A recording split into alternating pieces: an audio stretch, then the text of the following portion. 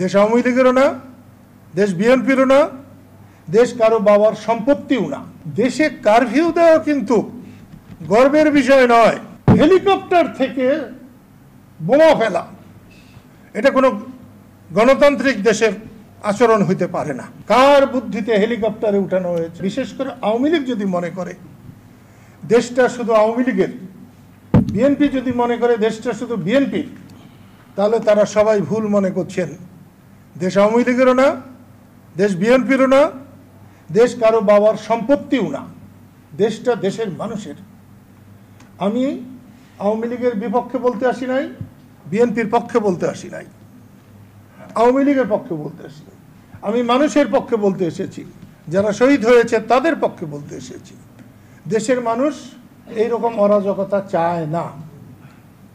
আজকে যেরকম সাধারণ ছাত্ররা রাস্তায় নেমেছে, ৭১-এ মুক্তিযুদ্ধে যার সঙ্গে দেশের কোনো চেতনারই কোনো সম্পর্ক ছিল না, মুক্তিযুদ্ধ কিন্তু তারাই করেছিল, জীবন কিন্তু তারাই দিয়েছিল, একেবারে অতি সাধারণ মানুষ। আমার কাছে কিন্তু সেরকমই মনে হয়েছে। কালকেও আমি রাস্তায় যাদেরকে দেখেছি একই রকম মনে হয়েছে। যাদের স্বাধীনতা যুদ্ধে বিরাট ভূমিকা থাকার কথা, তারা পালিয়েছিলেন, ঘরে ছিলেন। আজকেও যারা গাড়ি ভাঙছে, অমুক করছে, তমুক করছে, এদের কিন্তু একটা সময় খুঁজে পাওয়া যায়নি, এবং এদেরকে নিয়ে আমার খুব একটা মাথা ব্যথাও নেই। কিন্তু রাষ্ট্র যারা পরিচালনা করছেন, এত দক্ষ যোগ্য পরিচালকেরা, তারা এমন একটা অবস্থার সৃষ্টি করলেন কেন? দেশে কারফিউ দেওয়া কিন্তু গর্বের বিষয় নয়। যারা সবচেয়ে ব্যর্থ তারাই কারফিউ দেয় দেশে। ক্যান্সারের রোগীকে যেমন কেমো দেওয়া হয়, ঠিক তেমনি একটা দেশে কারফিউ দেওয়ার অর্থ হচ্ছে কেমো দেওয়া। আমি এর নিন্দা করছি। হেলিকপ্টার থেকে বোমা ফেলা এটা কোনো গণতান্ত্রিক দেশের আচরণ হইতে পারে না। সেটা ফুললেও আমি এর বিরোধিতা করতাম।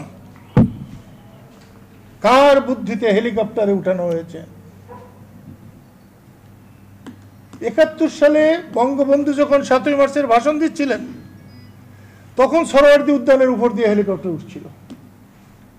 সেই হেলিকপ্টারে বোমা ছিল। আজকে তো তার চেয়ে তো জঘন্য হল। এটা কোনো ভালো কথা নয়। আমি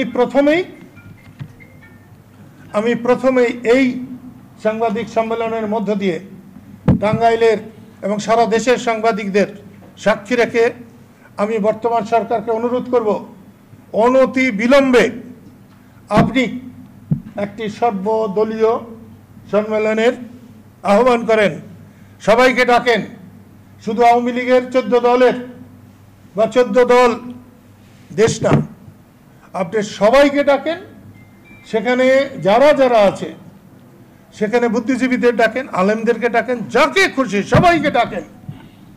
এই দেশের অস্থিতিশীল পরিবেশ, এটা শান্তি স্থাপনের জন্য যাকে যাকে দরকার তাদেরকে ডেকে আপনি আলোচনা করে দেশের শান্তি স্থাপন করুন।